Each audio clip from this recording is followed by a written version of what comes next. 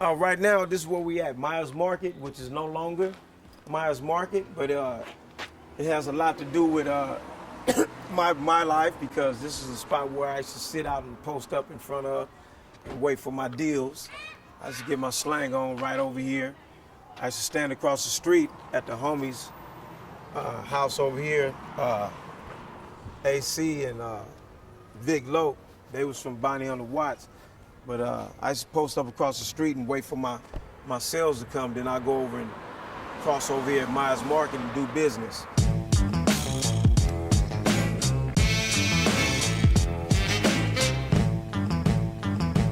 This is where I got into it with the Carson shares, me and the homie Vic, right at this house. And shares pulled up like 10 cars deep after the first car. And they jumped out. They was with the aggression, we was with the aggression, so me and Vic was getting down with them. They want to spray me with that pepper spray, first time I ever got hit with it. And, I remember them getting at me with billy clubs, but they didn't want to get down head up at first, but it was funny. They sprayed me like they was testing it out. It was when pepper spray first came out. I'd have been pulled over on this street in my 72 Chevy Impala with 40 deer slug shells in the glove compartment and a pistol grip gauge by the sheriffs. And I'm talking about one sheriff in particular. He asked me what I was up to, and I was on that wet at the time, called it Shern. Late at night, he said, "What you doing out here, Peddler?" I said, "Hunting." And he said, I was unconscious back then as a teenager. And he said, he made this statement, but it made me pay attention. He said, "Yeah." He said, "Shit." He said, "I'm gonna let you go." He said, "If I was out here, I'd be hunting too." Now this was said by a sheriff. To this day, I don't know where he's at, but I know he left an imprint on my mind, which lets me know that there's people that's working within these departments that have no love for black people. That's what imprint that he left on my mind. Bob Whitfield had some football players from Banning High pull up right here, and I was sitting in my car at the time. And to show you how chemicals play a cold role in that gang world, it can have your mind so far gone and paranoid that you think anybody pulling up might be coming to kill you. See, anybody that can identify with what putting in work is, once you really put in work, you start to lose some of yourself, and you start realizing that you're gonna catch it eventually. Because you live by the gun, you will die by the gun, if that's what you're living by. I no longer live by the gun. I live by the word of the Most High, the truth of the life that I represent, the salvation that I was given.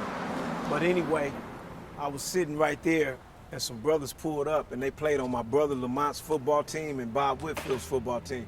I didn't know it at the time. I jumped out the car, paranoid, thinking they was East Coast, and I ran up on them with the shotgun, finna blast them. I had a sawed-off shotgun this time, and I was finna blast them. And they pleaded with me, "We don't gang bang." And I'm like, "Where the fuck you from, blood? Fuck you from?" And they was like, "We don't gang bang.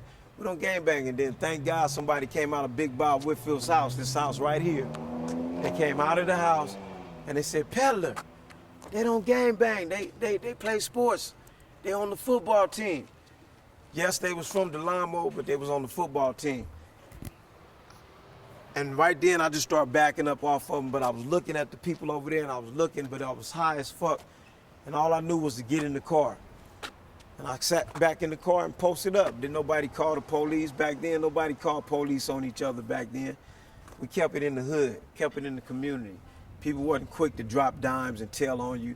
The homie Peddler sitting out in the car with a shotgun, he just pulled up and drew down on some football players.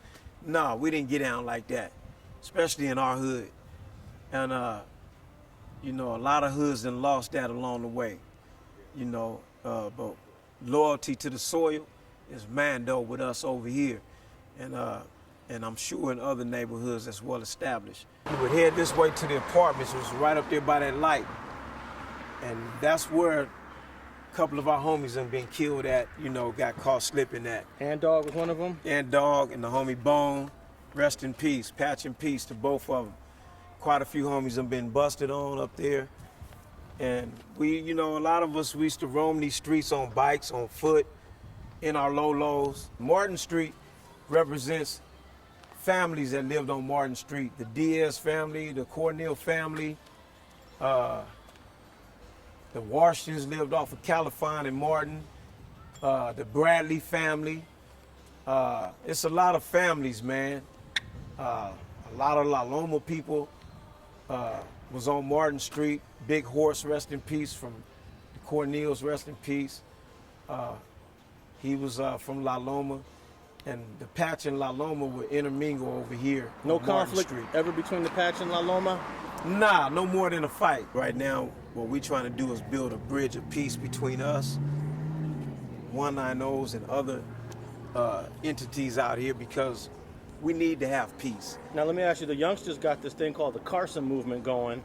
It's music related, but it's also got a peace message behind it. Right. A lot of the Pirus is part of the Carson movement, but Yeah. the 190s don't want to be a part of it. Yeah, because the 190s say they want to be their own voice.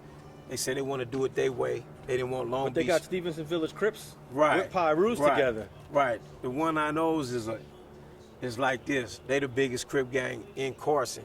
So at the same time, they feel like Long Beach can't speak for them or Stevenson Village. And plus, them and Stevenson Village done had confrontations. So that's why the 190s rather do it their way. We've did enough killing on both sides. And I feel like Crip and Blood ain't nothing but a distraction to the unity that we need to come to as a people. Thanks for watching StreetTV.net. If you're not subscribed, please hit that button below and click the bell to receive alerts and notifications. Like and comment below to give us your feedback, and be sure to watch the 2 related videos to the right. If you want to support this platform or follow us on social media, visit the links in the description and listen to our weekly podcast, The Gangster Chronicles, every Thursday. And thanks for watching StreetTV.net.